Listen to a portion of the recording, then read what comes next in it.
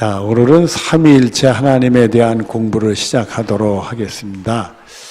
이 삼위일체론이요, 우리가 알고 있는 이 세상에서의 상식으로 보는 이론들, 논리, 사람들에게는 논리라는 게 있어요.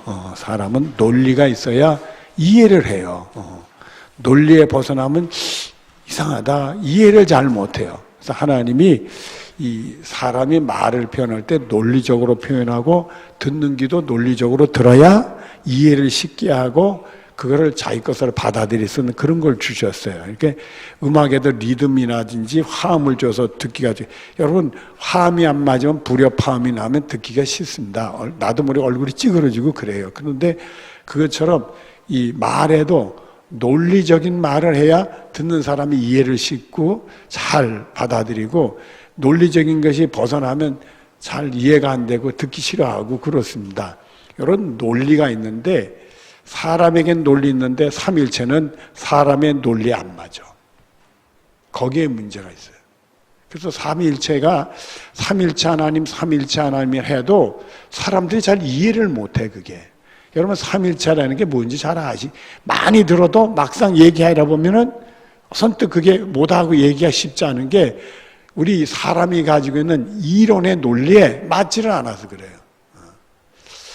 하나님은 한 분이고 하나님은 세위다. 세 분인데 그분은 인격들을 가지고 계신다. 여러분, 우리는 한 인격이요. 제가 여기서 단에 서서 목사 일을 하지만 목사로서 이 안명원이나 집에 가서 저희 집 사람의 남편의 우리 애들의 아버지는 한 인격이에요, 여러분들. 셋인격이 아니에요. 모습은 셋으로 볼 수도 있겠지만은 인격 자체는 하나예요. 하나님은 한 분이시면서도 세 분인데 세 분이 각자 또 인격을 가지고 있다는 거예요. 그건 우리 말에는 안 맞아. 우리가 살고 있는 상식에는 맞지 않는 논리요. 근데 성경엔 그렇게 했어요. 성경에서 우리의 논리는 이해할 수 없지만 성경에서 하나님은 한 분이시면서 세위, 인격을 가지고 있는 세 분으로 표현을 했어. 그래서 우리가 우리 논리는 그게 이해 안 되지만 그걸 정리해 만들어 놓은 것이 삼위일체가 되는 겁니다, 여러분들. 우리 삼위일체에 대한 공부를 오늘부터 하게 되는데, 우리 보시죠. 성경은 하나님을 본질상 한 분이시나, 하나님 분명히 한 분이에요. 그래서 우리 기독교는 다신교예요, 유일신교요? 그래, 한 분 하나님을 믿으니까 유일신교요. 본질상 한 분이시나 그 한 분 안에 성부, 성자, 성령으로 불리우신 삼위가 계심을 가르칩니다. 그래서 제가 얘기하면 한 분 안에 안명훈이라는 사람 안에 목사로서, 남편으로서, 아버지로서 있구나, 이런 식으로 이해할 수가 있는데 그런 건 아니란 말이에요. 그래가지고 그 여화증인 이단에 간 사람이 이해를 못해가지고 삼일체 이해를 못해서 아버지하고 아들이 어떻게 같냐 이거요. 아버지하고 아들이 같아요, 안 같아요? 같을 수가 없죠. 우리 아버지가 있고 제가 있고 저한테는 우리 자식이 있잖아요. 우리 애가 나하고 같을 수는 없죠. 우리 애일 뿐이지. 근데 우리가 이 성부, 성자, 성령은 또 한 분 하나님이니까 성부 하나님, 성자 하나님, 성령 하나님이에요. 그래서 예수님도 하나님하고 나는 뭐다? 하나다. 이렇게 얘기를 하셨잖아요. 그러니까 그런 인간의 논리로 이해할 수 없는 것이 성경에 나온 걸, 그걸 정리해서 표현한 것을, 하나님을 표현한 것이 삼위일체가 되는 거예요, 여러분들. 그리고 그 다음에 보면 이 삼위는 보편적 의미로 세 분은 아니시며 한 하나님 안에 세 가지 형태를 보여주셨습니다. 뿐만 아니라 여기서부터 이제 문제가 납니다. 동시에 서로 무슨 관계를 가지시며, 그럼요, 하나님 아버지, 성부 하나님의 생각, 아들 하나님의 생각, 성령 하나님의 생각이 다 다를 수 있다 이거예요. 근데 아들 하나님은 생각이 달라도 아버지 하나님의 말씀에 뭐 했어요? 순종을 하는. 그게 순종이라는 게 나오는 거예요. 종이라는 게 나오는 거예요. 그러니까 이게 한번 순종이고 말고 무슨 자기 생각대로 움직이는데 무슨 순종이다 안 하다 이런 말을 하는 거 아니잖아요. 그러나 아들 하나님은, 그리고 또 성령 하나님도 하나님이 주시지 않은 것은 얘기하시지 않는다, 이렇게 얘기되어 있어요. 그러니까 이게 하나님하고 늘 이렇게 다른 생각을 가져도 자기 것을 내려놓고 순종하는 게 예수님이고 하나님의 아들이요. 각자의 뭐를 가지고 있다는 게 그래서 인격을 가지고 있다는 거예요. 여러분들 제가 말씀을 증거할 때 목사님 말씀이 하나님 말씀 옳은 말씀이야. 그 말씀대로 순종해야 돼. 여러분 생각 있잖아요. 근데 내가 말씀을 가르치는데 잘못 가르쳤네. 여러분들 오늘 목사님 이상하네. 엉뚱한 소리 하시네. 그건 그게 아닌데. 여러분 그런 생각 할 수 있어요 없어요? 있잖아요. 그런 것들은 여러분이 가지고 있는 인격이 있어서 그런 거예요. 여러분 나름대로 판단하고 생각하고 옳다 다르다 내가 받아들여야 된다 못 받아들여야 된다 이런 것들을 여러분이 선택을 하잖아요. 그게 바로 인격을 가지고 있기 때문에 그걸 하는 겁니다. 그래서 우리들의 삶을 사이에서 이 인격적인 만남이라는 것은 서로 다르지만은 그 인격적인 만남을 통해서 서로가 하나 되는 연습을 해야 화평이 되는 거죠. 여러분 부부가 만났을 때 전혀 다른 지역에서 생판 모르다가 선을 봐가지고 만나서 결혼하게 됐단 말이에요. 그러면 그 사람이 살아온 환경이라든지 습관이라든지 그리고 공부하라든지 성격이라든지 다 다를 거 아니에요, 여러분들. 저희 어머니가 이제 돌아가셔서 이제 하늘나라에 계시겠지만은 저희 어머니가 이제 결혼해서 시집을 갔는데 저희 아버지한테 저는 아버지는 못 봤지만 안 좋은 습관이 있는가 봐요. 그래서 저도 그 아버지의 습관 얘기를 들어서 저도 조심은 해요. 아버지가 그 전에 어머니 표현 보니까 음식을 먹을 때 텁텁텁 터면서 잡섰대. 텁텁 터소리 내면서. 그게 그렇게 배기 싫더래. 그래서 나도 혹시 음식 먹을 때 나도 모르게 이 핏줄이라는 건 또 속일 수 없으니까 또 음식을 턱턱 먹을까 봐 조심스러워서 생각을 해요.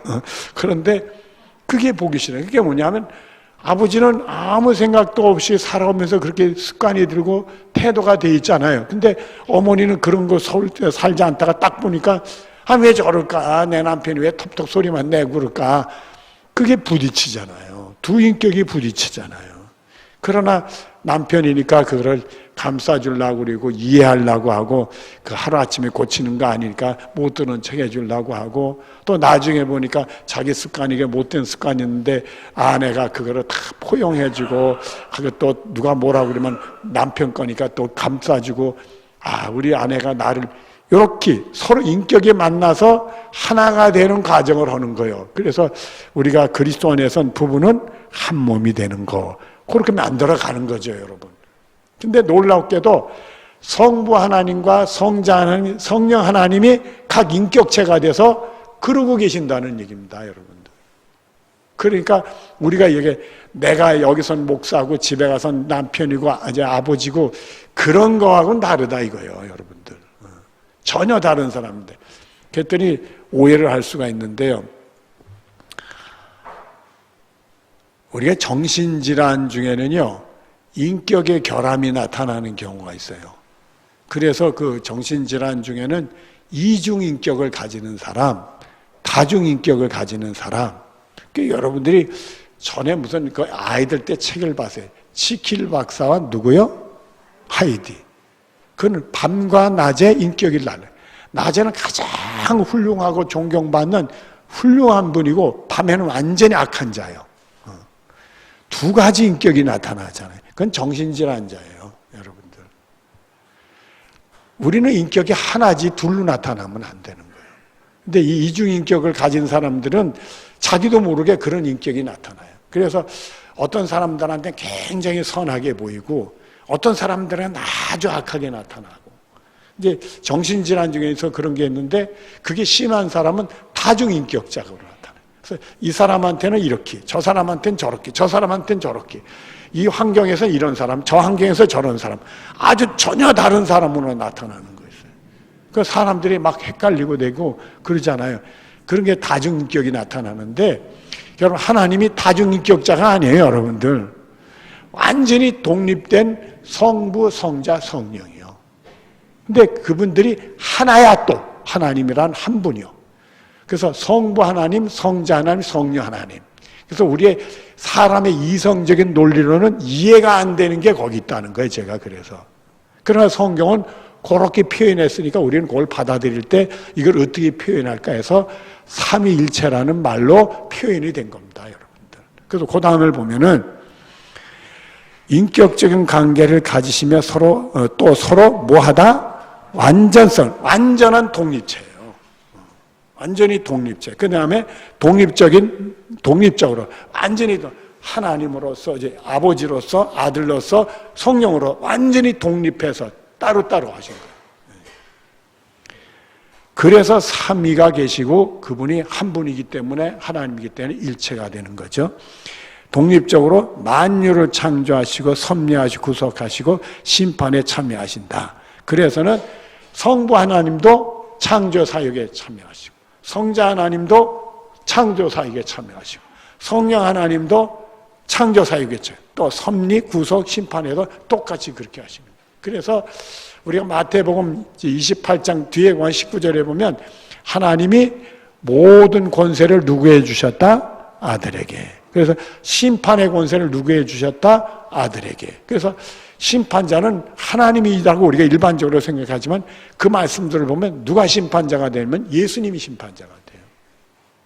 예수님은 자기 목숨을 바쳐서 우리를 구원했고 그 은혜를 모르는 자들을 심판하시는 심판자로 나타나는 거예요. 자, 성경들을 우리가 한번 찾아보시죠. 창세기 1장 1절과 2절 같이 합니다. 시작. 태초에 하나님이 천지를 창조하시냐 수도. 그래서 하나님으로 표현했으니까 우리 누구를 생각해야 돼요? 성부 하나님. 그러나 여기 아버지 하나님이라는 표현은 안 했으니까 이 하나님 속에는 성부, 성자, 성령이 다 들어갈 수 있다고 생각을 해야 돼요, 여러분들. 그 다음에 2절에 시작. 땅이 혼돈하고 공허하며 흑암이 깊음 위에 있고 하나님의 영은 수면 위에 운행하시더라. 그래서 하나님의 영은 성령님을 얘기해요. 그래서 성령님도 창조하는데 바쁘게 움직이셨던 거예요. 수면 위에 운행하셨다. 바쁘게 움직이셨다니. 그래서 여기는 성령님이 천지창조에 참여를 했구나. 그런 예를 우리가 볼 수 있습니다. 요한복음 1장 1절로 4절을 봅니다. 시작. 태초에 말씀이 계시니라. 이 말씀 하나님과 함께 계셨으니 이 말씀은 곧 하나님. 누구죠 지금? 누구를 얘기해요? 예수님을 얘기한다면 다 아시잖아요. 이거는. 말씀은 예수님을 얘기하니까 2절 본다. 시작. 그가 태초에 하나님과 함께 계셨고 만물이 그로 말미암아 지은 바 되었으니 지은 것이 하나도 그가 없이는 된 것이 없느니라. 수도. 여기 보니까 성자 하나님도 창조 사역에 뭐 했다? 참여하셨잖아요. 예수님 없이는 창조물이 만들어진 게 없다는 거예요. 다 참여하셨다는 거예요. 그리고는 4절에 시작. 그 안에 생명이 있었으니 그 생명은 사람들의 빛이라. 여러분들 하나님이 말입니다. 빛이 있으라 하심에 빛이 있었죠. 그리고 사람을 만들어 코에 생기를 불어넣어서 생명이 됐다. 이렇게 나와 있잖아요, 여러분들. 그러니까 하나님이 그 코에다 바람을 부어서 생명을 불어넣으셨죠. 근데 지금 이 말씀을 보면 그 안에 생명이 있으니 그 생명은 사람들의 빛이라 해서 예수님은 우리에게 뭘 주시는 분이요? 생명을 주시는 거예요. 천지창조에서 만물을 만들었을 때 우리가 보통 이런 뭐랄까 이 세상에 이루어진 물질은 두 가지를 분류합니다. 첫째는 무기물, 두 번째는 유기물. 그렇게 되어 있어요. 무기물은 여러분도 알다시피 쇠라든지 금이라든지 뭐 석탄이라든지 뭐 이런 산소 이런 거 다 무기물이에요, 여러분들. 근데 유기물은 그 산소와 수소와 탄소가 합쳐진 게 유기물이에요. 그 무기물 세 개가 합쳐서 하나의 이렇게 원자를 이루는 것이 그게 유기물이에요. 근데 유기물이라고 해서 생명이 된 건 아니에요. 근데 생명들은 전부 유기물을 가지고 있어요. 그래서 우리 몸에는 산소와 수소와 탄소로 이게 형성이 돼 있어. 세포들이 형성이 됐는데 놀랍게도 유기물이 생명이 부어지면 움직이기 시작을 해. 그 생명이 부어지면 그 유기물. 그래서 이 우주에 날아간 이제 사람들이 찾는 게 뭐냐면 전부 우주에 있는 게 무기물질이에요, 무기물질. 근데 그 중에 유기물질이 있는가 그걸 찾는 거예요. 그러면 유기물질에서 생명으로 바뀌는 전 단계가 되는 거니까. 그래서 거기서 딱 됐을 때, 그래서 여러분, 우리가 호흡할 때 뭘 받아들여요? 우리가요? 산소. O2, 산소. O2를 받아들여요. 그래서 우리가 요 산소와 탄소와 수소가 유기물로 형성이 돼. 그래서 우리가 유기체이기 때문에 받아들이는 거예요, 여러분들. 그래서 우리의 생명을 유지하는데, 유기물과 무기, 주로 무기물인데 유기물을 만드셨어요. 그리고 그 유기물에다 그러니까 사람을 흙에서 만들었잖아요. 흙은 대부분 무기물입니다. 그 중에서 탄소, 산소, 수소를 합쳐서 유기물 만든 다음에 거기다 후 부니까 생명이 된 거예요. 여러분 무슨 말인지 아시겠죠? 그것처럼 예수님은 우리들에게 생명을 불어넣어 주시는데 그걸로 끝난 게 아니라 예수님은 우리가 유기체가 되어 있어요. 지금 살아있다는 건 유기체가 되어 있지만은 영적으로는 살아있지 않거든.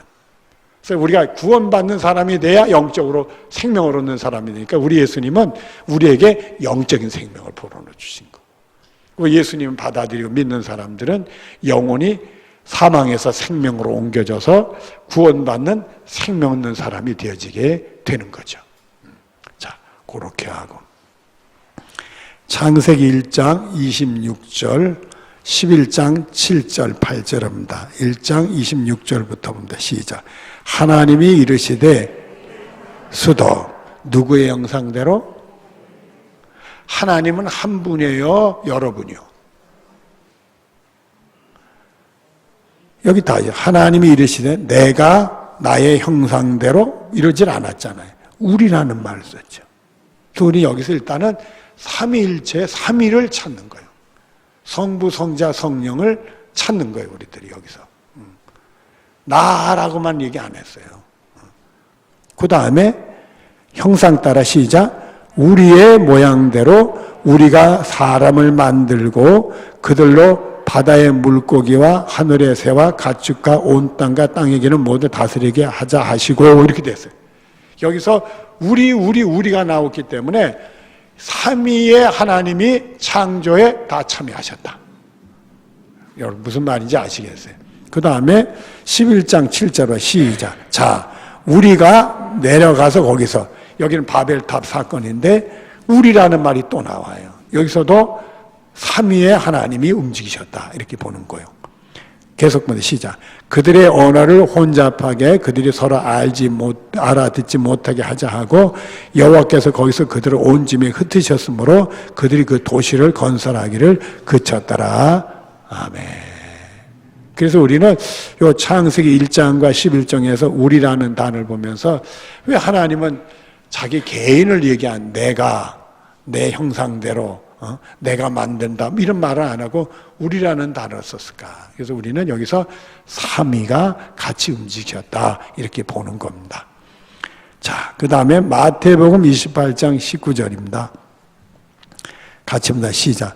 그러므로 너희에게는 가서 모든 민족을 제자로 삼아 아버지와 아들과 성령의 이름으로 세례를 베풀고. 그래서 우리가 세례를 베푸는데 아버지, 아들, 성령의 이름으로 세례를 베푼다. 성부 하나님, 성자 하나님, 성령 하나님의 이름으로 세례를 베푼다. 그분들은 각 인격을 가지고 있어서 우리가 세례를 받을 때 성부 하나님도 역사하시는 거고 성자 하나님도 역사하시는 거고 성령 하나님도 역사하시는 거예요. 참 여러분들 세례 다 받으셨죠? 참 위대한 분들이네. 여러분들을 위해서 성부 하나님도 움직이시고 성자 하나님도 움직이고 성령 하나님까지 움직였네. 아이고 참. 제가요 별 볼 일 없어도 신방 가면 신방 받는 교우들이 아이고 목사님 우리 교우 우리 집에 여기 아주 내가 우대를 받아요. 웃겨 죽겠어. 나 같은 게 왜 이렇게 우대를 받는지 몰라. 누구 덕택에? 예수님 덕택에 우대를 받는데 여러분 한 분을 세례 베풀 때 세 분 하나님이 움직인 거예요. 그 여러분이 보통 분이에요, 보통 분이 아니에요. 그 옆에 계신 분들이 보통 분이 아닌 분들이 한번 얼굴 좀 쳐다봐요. 성부 하나님도 여러분을 움직여 성자 이게 보통 분이 세례 받을 때 그런 역사가 있었단 말이에요.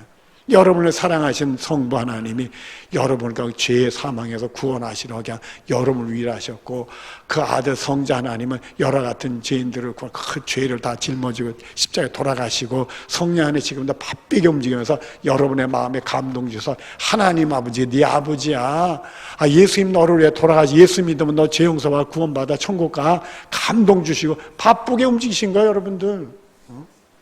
그러니까 여러분 세례 받은 걸 우습게 생각하면 안 되는 거예요. 그래서 세례는 2번 받는 게 아니라 1번 받는 거예요.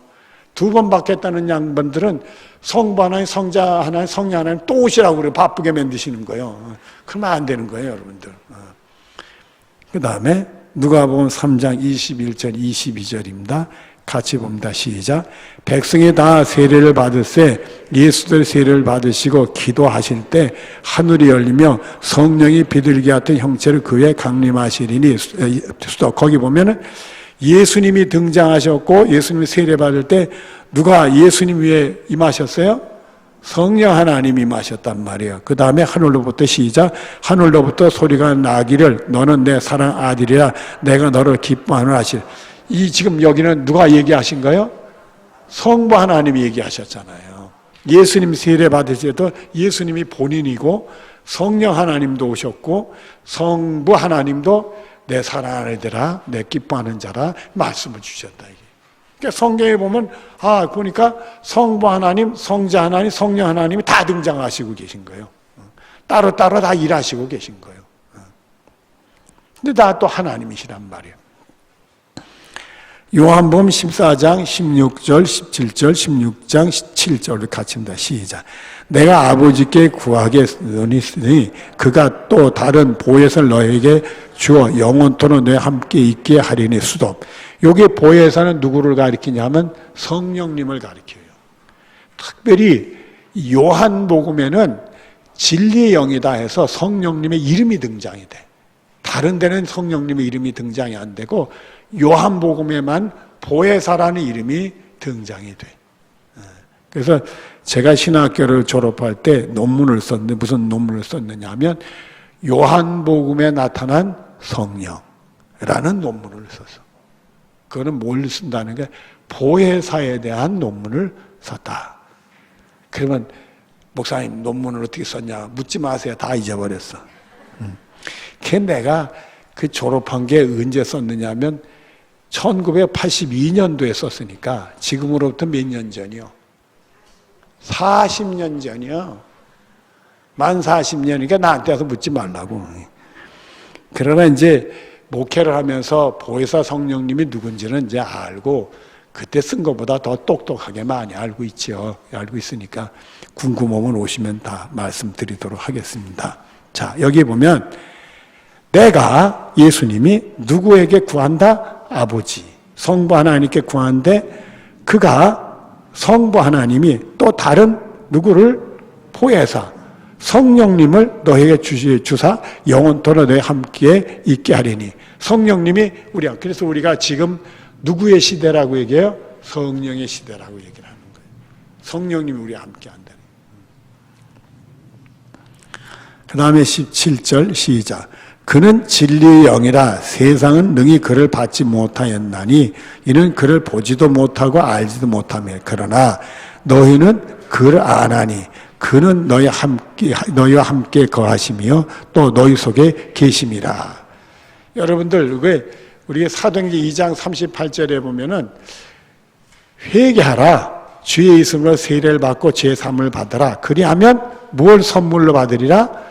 성령을 선물로 받으리라 말씀을 주셨어요. 그러니까 성령의 선물을 받는다. 그래서 우리들이 회개를 하고 정말 예수님이 십자가를 통해 죄 용서받은 은혜를 경험하게 되면 성령님이 우리에게 함께 하시는 거예요. 단 우리가 성령 체험을 해서 예수를 믿었다 하더라도 죄 짓고 또 실족하면 성령님이 근심하다가 떠나가세요. 그래서 우리 예수 믿는다고 해서 항상 성령 충만한 게 아니에요. 그래서 우리들이 죄 짓지 말아야 죄 졌다도 빨리 회개가 돌아서야 성령님이 우리 함께 하시는 줄로 믿습니다. 그 다음에 16장 7절 시작. 그러나 내가 너에게 실상을 말하노니 내가 떠나는 것이 수도. 내가 누구죠? 예수님이죠. 떠나는 것이 너에게 시작 유익이라. 내가 떠나가지 아니하면 보혜사가 너에게 오시지 아니할 것이요 가면 내가 그를 너에게 보내시리니. 완전히 보면 예수님이 이 보혜사 성령님은 다른 분으로 얘기하잖아요. 남처럼 얘기하잖아요. 왜냐하면 하나님이지만 다른 인격이기 때문에 그렇게 표현해요. 그리고 자신이 떠나는 게 예수님이 우리에게 얼마나 고귀한 분이고 중요한 분이에요. 그런데 성령님이 오는 게 더 너에게 유익이라고 그랬잖아요. 그러니까 예수님의 역할도 중요하고 소중하지만 성령님의 역할도 소중하고 중요하다는 얘기죠. 베드로전서 1장 2절입니다. 우리 같이 보도록 하겠습니다. 시작. 곧 하나님 아버지의 미리 아심을 따라 수도. 하나님 아버지는 우리가 예수 믿고 구원받고 믿음의 승리의 상을 할 줄을 믿어 아신 분이다. 하나님은 모르는 게 없으신 분이니까 다 알고 있어요. 여러분들이 오늘 제가 이렇게 말씀 증거하는데 은혜 받는지 못 받는지도 다 알아.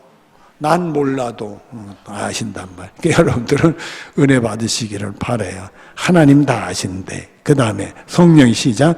성령이 거룩하게 하심으로 순종함을. 성령이 우리를 구별한다니. 우리가 예수님을 구원의 주로 고백하는 것도 성령의 역사고 예수님의 십자가도 믿어지는 게 다 성령의 역사고 회개하면 다 죄 용서받은 거 믿어지는 게 다 성령의 역사고 하나님이 나를 사랑하는 아버지라고 믿어지는 것도 다 성령의 역사란 말이에요. 말씀을 통해 은혜 다 받는 것도 성령의 역사예요. 그래서 우리가 성령의 역사면 하나님이 우리에게 은혜로 주신 것을 알게 한다 이랬거든요. 고린도전서 2장에 나오는 말씀이에요. 은혜 주신 그러니까 성령의 역사니까 은혜가 뭔지 내가 어떻게 구원받는 이렇게 다 알고 그렇게 되는 거란 말이에요. 그래서 이 성령의 역사로 말미암아 우리를 구원받는 거룩한 사람으로 만들어서 그 길에 순장함을 주신 것이 성령님이라는 거예요. 그 다음에 예수 시작. 예수 그리스도의 피뿌림으로 얻기 위하여 택하심을 받은 자들에게 피언자니. 그리고 예수님의 그 보배로운 피로 뿌림을 받아서 쫙. 그러니까 여기는 뿌렸다 이렇게 표현하는데 이스라엘 백성들은 자기 죄가 자기가 드리는 제사의 제물에게 옮겨져서 그 제물이 이 죽음으로써 피를 다 쏟거든요. 피를 다 쏟는데 내 죄가 바로 죽을 죄다 이게.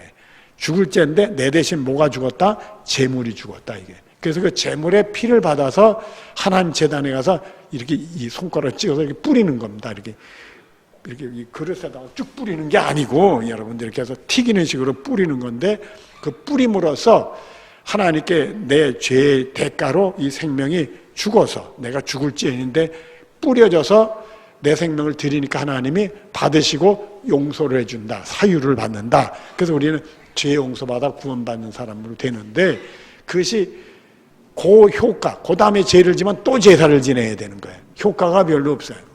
근데 예수님의 십자가의 그 능력과 그 보혈의 피는 영원한 효과가 주어지게 되는 거예요. 영원한. 우리가 말입니다. 영원이란 말이 나오니까 생각이 나서 여러 말씀드리는데 하나님이 영원한 세계로 얘기하면 우리가 떠오르는 게 뭐예요? 천국이죠. 이 다음에 미래에 우리 죽음 이후에 하나님 나라, 천국이 영원한 나라라고 보죠.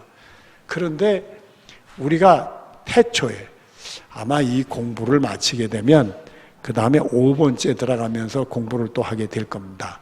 공부를 또 하게 될 텐데 이 태초, 세상 만물이 만들어졌을 때 창조가 될 때 태초요. 그렇죠?